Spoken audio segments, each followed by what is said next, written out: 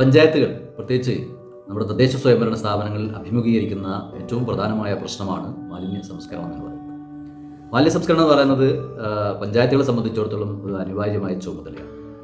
നമുക്കറിയാം, ഈ ബ്രഹ്മപുരം തീപിടുത്തത്തിന് ശേഷം മാലിന്യ സംസ്കരണം ബഹുമാനപ്പെട്ട ഹൈക്കോടതി വളരെ അധികം ഒബ്സർവ് ചെയ്തുകൊണ്ടിരിക്കുന്ന ഒരു കാര്യമാണ്. അപ്പോൾ അതിൻ്റെ അടിസ്ഥാനത്തിൽ മറ്റു പല സംസ്ഥാനങ്ങൾക്കും ഗ്രീൻ ട്രിബ്യൂണൽ പോലുള്ള സംഘടനകൾ ഭീമമായ പിഴ ചുമത്തപ്പെടുന്ന ഒരു കണ്ടീഷൻ ഉണ്ടായിരുന്നു. അപ്പോൾ അതിൽ നിന്നും നേരിയ ഒരു തലനാരിഴക്കാണ് നമ്മുടെ കേരളം രക്ഷപ്പെട്ടത് എന്ന് പറയാം.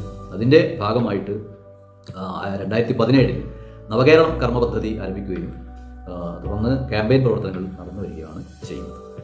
മാലിന്യ പരിപാലനത്തിൽ വീഴ്ച വരുത്തുന്ന ആളുകൾക്കെതിരെ പഞ്ചായത്ത് സ്വീകരിക്കുന്ന നടപടി എന്തൊക്കെയാണെന്ന് പലപ്പോഴും പൊതുജനങ്ങൾക്ക് അറിയാത്ത ഒരു പ്രശ്നമുണ്ട്.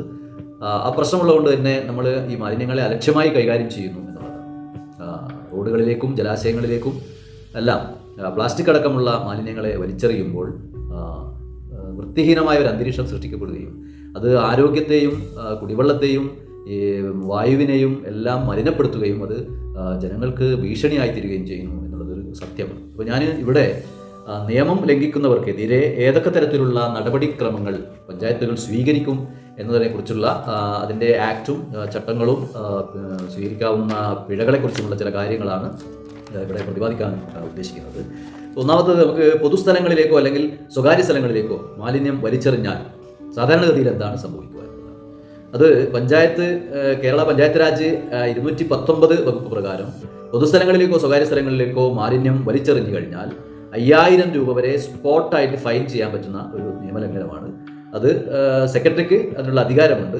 ആ ഒരു നോട്ടീസ് കിട്ടി അവർ പിഴ ഒടുക്കിയില്ല എങ്കിൽ റിപ്പോർട്ടിൻ്റെ അടിസ്ഥാനത്തിൽ പരിശോധിക്കപ്പെടുകയും ആ നോട്ടീസ് കിട്ടിയിട്ടും അവർ പിഴ ഒടുക്കാൻ അവർ തയ്യാറായിട്ടില്ലെങ്കിൽ അത് നമുക്ക് ഫസ്റ്റ് ക്ലാസ് ജുഡീഷ്യൽ മജിസ്ട്രേറ്റ് കോടതിയിൽ പിഴ പ്രോസിക്യൂഷൻ നടപടികളിലേക്ക് കൊണ്ടുപോകാൻ സാധിക്കും എന്നുള്ളതാണ് ഒന്നാമതായിട്ട് പറയാം. രണ്ടാമത് കാര്യം എന്ന് പറഞ്ഞാൽ, നമ്മുടെ കടകൾ, വാണിജ്യ സ്ഥാപനങ്ങൾ ഇതിൻ്റെയൊക്കെ പരിസരം വൃത്തിയായി സൂക്ഷിച്ചിരിക്കണം എന്നാണ് നിയമം. പലപ്പോഴും കച്ചവടക്കാർ ചിലപ്പോൾ അവരുടെ അറിവില്ലായ്മ മൂലം അങ്ങനെ സംരക്ഷിച്ചു വരുന്നില്ല എന്നുള്ളത് നമുക്ക് കാണാം. അത് കേരള പഞ്ചായത്ത് രാജ് ആക്ട് 219I പ്രകാരം, മുനിസിപ്പാലിറ്റി ആണെങ്കിൽ 335 വകുപ്പ് പ്രകാരം നേരത്തെ പറഞ്ഞതുപോലെ തന്നെ സെക്രട്ടറി കുറ്റാരോപിതനെ കേട്ട് എന്താണ് അവർക്ക് പറയാനുള്ളത് എന്നത് കേട്ട് സ്പോട്ട് ഫൈനായിട്ട് 5000 രൂപ വരെ ശിക്ഷ വിധിക്കാനുള്ള ഒരു കാര്യമാണ്.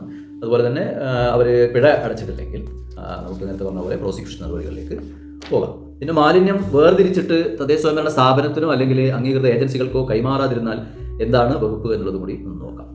സാധാരണഗതിയിൽ നമുക്കിപ്പോൾ വീടുകളിലെല്ലാം എല്ലാ തദ്ദേശ സ്വയംഭരണ സ്ഥാപനങ്ങളിൽ നിന്നും ഹരിതകർമ്മസേന എന്ന് പറയുന്ന ഒരു ടീം വന്നിട്ട് നമ്മുടെ വീടുകളിലുള്ള അജൈവ മാലിന്യങ്ങൾ അവർ കളക്ട് ചെയ്ത് കൊണ്ടുപോകുന്നു. ജൈവമാലിന്യങ്ങൾ സാധാരണയായിട്ട് നമ്മൾ തന്നെ റിംഗ് കമ്പോസ്റ്റോ പൈപ്പ് കമ്പോസ്റ്റോ അല്ലെങ്കിൽ ബൊക്കാഷ്യോ ബക്കറ്റ് അങ്ങനെയുള്ള ഉപാധികൾ സ്വീകരിച്ചുകൊണ്ട് അതിൽ സംസ്കരിക്കുന്നു. എന്നാൽ ഈ അജൈവ മാലിന്യങ്ങൾ നമ്മുടെ വീടുകളിൽ നിന്നും സ്ഥാപനങ്ങളിൽ നിന്നുമെല്ലാം കളക്ട് ചെയ്ത് MCFകളിലേക്ക് കൊണ്ടുപോകുന്നത് ഹരിതകർമ്മസേനയാണ്. അപ്പോൾ അങ്ങനെ മാലിന്യം വേർതിരിച്ച് ഈ ടീമിന്, അതായത് ഹരിതകർമ്മസേനയ്ക്ക് നൽകുന്നില്ല എങ്കിൽ അത് ഈ നേരത്തെ പറഞ്ഞതുപോലെ കേരള പഞ്ചായത്ത് രാജ് ആക്ട് 219AC എന്ന വകുപ്പ് പ്രകാരം സെക്രട്ടറി കുറ്റാരോപിതനെ കേട്ട് അദ്ദേഹത്തിന് 1000 രൂപയിൽ കുറയാത്തതും എന്നാൽ 10000 രൂപയിൽ കവിയാത്തതുമായ ഒരു പിഴ സെക്രട്ടറിക്ക് ചുമത്താൻ സാധിക്കുന്നതും അത് അടക്കുന്നില്ല എങ്കിൽ റവന്യൂ റിക്കവറി പ്രകാരം ആ തുക ഈടാക്കാൻ സാധിക്കുന്നതുമാണ്. അതുപോലെ യൂസർ ഫീ നൽകുന്നതിലെ വീഴ്ച വരുത്തുന്നവർക്ക് സാധാരണഗതിയിൽ ഇപ്പോൾ സർക്കാരിൻ്റെ സർക്കുലർ പ്രകാരം വീടുകളിൽ നിന്ന് 50 രൂപയും കടകളിൽ നിന്ന് 100 രൂപയുമാണ് യൂസർ ഫീ ആയിട്ട് ഈടാക്കുന്നത്. അങ്ങനെ യൂസർ ഫീ നൽകാതിരുന്നാൽ എന്താണ് എന്ന് പലരും പഞ്ചായത്തുകൾ ചോദിക്കും. ഞങ്ങൾ പൈസ തന്നില്ലെങ്കിൽ എന്താണ് ചെയ്യുക, എന്താണ് സംഭവിക്കുക? അതിന് സർക്കാർ കൃത്യമായിട്ട് അതിന് വകുപ്പ് ആക്ടിൽ പറഞ്ഞിട്ടുണ്ട്. 219AD എന്നാണ്. അപ്പം വീഴ്ച വരുത്തിയ വ്യക്തിയെ സെക്രട്ടറി നേരിട്ട് കേട്ട് പ്രതിമാസ യൂസർ ഫീയുടെ 50% പിഴ ഒടുക്കാൻ അവർക്ക് നോട്ടീസ് നൽകുകയും അത് അവർ അനുസരിക്കുന്നില്ലെങ്കിൽ റവന്യൂ റിക്കവറി പ്രകാരം തുക ഈടാക്കാനുള്ള നടപടികൾ സ്വീകരിക്കുന്നതാണ്. പിന്നെ വരുന്നുള്ളത്, നമുക്ക് ഈ ഖരമാലിന്യങ്ങൾ സംഭരിക്കുന്നതിനും നിക്ഷേപിക്കുന്നതിനും അതുപോലെ തന്നെ മാലിന്യ ഉൽപ്പാദകർക്കുള്ള ചുമതലകളിൽ വീഴ്ച വരുത്തുകയും ചെയ്താൽ കേരള പഞ്ചായത്ത് രാജ് ആക്ട് 219B പ്രകാരം സെക്രട്ടറി കുറ്റാരോപണം കേൾക്കുകയും 1000 രൂപയിൽ കുറയാത്തതും 10000 രൂപയിൽ കവിയാത്തതുമായ പിഴ വിധിക്കുകയും അടച്ചിട്ടില്ലെങ്കിൽ അത് റവന്യൂ റിക്കവറി പ്രകാരം ഈടാക്കുകയും ചെയ്യും. ഇനി ഉപയോഗിച്ച വെള്ളം പൊതുസ്ഥലങ്ങളിലേക്കോ ജലാശയങ്ങളിലേക്കോ ഒഴുക്കുക എന്ന് പറയുന്നത് വലിയ കുറ്റമാണ്. പലപ്പോഴും കാണാം, വീടുകളിൽ നിന്ന് അല്ലെങ്കിൽ സ്ഥാപനങ്ങളിൽ നിന്ന് പൈപ്പ് വഴി പൊതുജലാശയങ്ങളിലേക്ക് മലിനജലം ഒഴുക്കി വിടുന്നത്, അല്ലെങ്കിൽ കക്കൂസ് മാലിന്യം പോലുള്ള വിസർജ്യങ്ങൾ അടങ്ങിയ ജലം ഇതുപോലുള്ള പൊതുജലാശയങ്ങളിലേക്ക് ഒഴുക്കി വിടുന്നത് ഏറ്റവും വലിയ ഗുരുതരമായ കുറ്റമാണ്.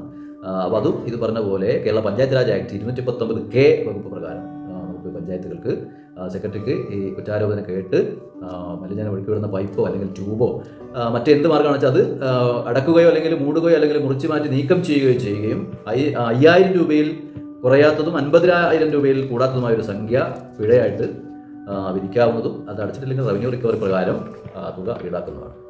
പിന്നുള്ളത് ഖരമാലിന്യവും മലിനജലവും ഉറവിടത്തിൽ തന്നെ യഥാക്രമത്തിൽ കൈകാര്യം ചെയ്യാത്തത്. ഉറവിടത്തിൽ സംസ്കരിക്കണമെന്നാണ് നിയമം പറയുന്നത്. നമ്മൾ ഖരമാലിന്യം ആയാലും മലിനജലമായാലും ഉറവിടത്തിൽ തന്നെ നമ്മളത് കൈകാര്യം ചെയ്യണം, സംസ്കരിക്കണം. അങ്ങനെ ചെയ്തിട്ടില്ലെങ്കിൽ നടപടിക്രമം എന്ന് പറഞ്ഞാൽ പ്രോസിക്യൂഷനാണ്. കേരള പഞ്ചായത്ത് രാജ് ആക്ട് വകുപ്പ് 219(b)(1) A B C D ഇങ്ങനെയുള്ള വകുപ്പ്, അതുപോലെ 219(b)(3) അതായത് 3 അത് ചേർത്തിട്ട് നമുക്ക് അതിനെതിരെ നടപടി സ്വീകരിക്കാം. കെട്ടിടത്തിൻ്റെ ലൈസൻസ് നമുക്ക് റദ്ദ് ചെയ്യാം, അതുപോലെ തന്നെ ബിൽഡിംഗ് നമ്പർ റദ്ദ് ചെയ്യാം, വർക്കിംഗ് പെർമിറ്റ് റദ്ദാക്കാം. ഇങ്ങനെയൊക്കെ ചെയ്യാം. അതിന് 6 മാസത്തിൽ കുറയാത്തതും 1 വർഷം വരെ ആകാവുന്നതുമായ തടവ്, 10,000 രൂപയിൽ കുറയാത്തതും 50,000 രൂപ വരെ ആകാവുന്ന പിഴയോ അല്ലെങ്കിൽ ഇത് രണ്ടും ചേർത്തോ വിധിക്കാവുന്നതാണ്. സ്ഥാപനം നമ്മളിത് സ്ഥാപിച്ചതിന് ശേഷവും കുറ്റം ചെയ്തിട്ടുണ്ട് എന്ന് സ്ഥാപിച്ചതിന് ശേഷവും ലംഘനം തുടരുന്നതാണെങ്കിൽ ഓരോ ദിവസത്തേക്കും 1000 രൂപയിൽ കുറയാത്ത പിഴ നമുക്ക് വിധിക്കാൻ സാധിക്കും. അത് ഈ പ്രോസിക്യൂഷൻ നടപടികളിലേക്ക് പോകേണ്ട ഒരു കാര്യമാണ്. ഫസ്റ്റ് ക്ലാസ് ജുഡീഷ്യൽ മജിസ്ട്രേറ്റ് കോടതിയിൽ നേരിട്ട് പ്രോസിക്യൂട്ട് ചെയ്യാൻ പറ്റുന്ന തരത്തിലുള്ള ഒരു കുറ്റമാണ് ഈ പറഞ്ഞത്. പിന്നെ നമുക്ക് താമസ സ്ഥലം അല്ലാത്ത പരിസരങ്ങളിൽ, ആരും താമസിക്കാത്ത കെട്ടിടങ്ങളുടെ പരിസരങ്ങളിൽ അടിഞ്ഞുകൂടിയിട്ടുള്ള ചവറും ഖരമാലിന്യങ്ങളും ഒക്കെ നീക്കം ചെയ്യാതിരുന്നാൽ അതിന് എന്ത് നടപടിയാണ് പഞ്ചായത്ത് തലത്തിൽ സ്വീകരിക്കുക എന്ന് ചോദിച്ചാൽ അതിന് കേരള പഞ്ചായത്ത് രാജ് ആക്ട് 219(h) പ്രകാരം 10,000 രൂപ വരെ പിഴ വിധിക്കാവുന്നതും ജുഡീഷ്യൽ ഫസ്റ്റ് ക്ലാസ് മജിസ്ട്രേറ്റ് കോടതിയിൽ പ്രോസിക്യൂഷന് വേണ്ടി നടപടിക്രമങ്ങൾ ചെയ്യാവുന്നതുമായ കേസാണ്.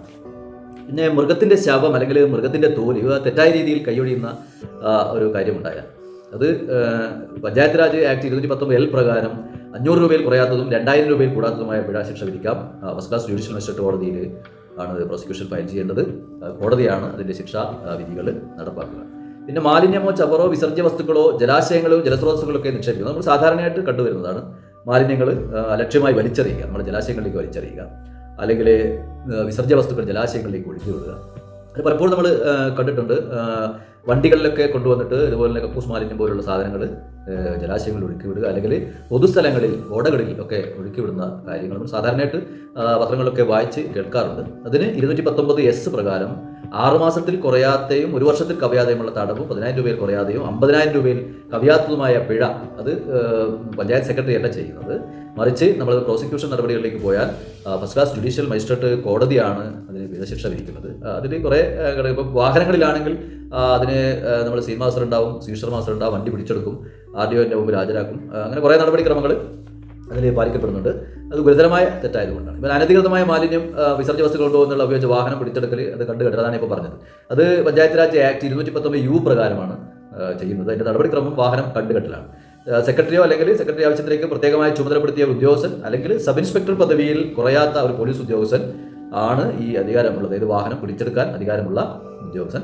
വാഹനം സബ് ഡിവിഷണൽ മജിസ്ട്രേറ്റിന് മുമ്പിലാണ് അത് ഹാജരാക്കുക. 5,000 രൂപ വരെയാണ് പിഴ.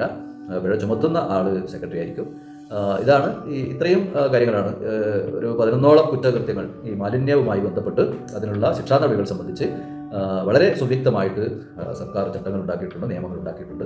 ആ നിയമത്തിൻ്റെ അടിസ്ഥാനത്തിൽ പഞ്ചായത്തുകൾ അല്ലെങ്കിൽ തദ്ദേശ സ്വയംഭരണ സ്ഥാപനങ്ങൾ വ്യക്തികൾക്കെതിരെയോ സ്ഥാപനങ്ങൾക്കെതിരെയോ കൃത്യമായ നിയമ നടപടികൾ സ്വീകരിക്കുന്നതായിരിക്കും.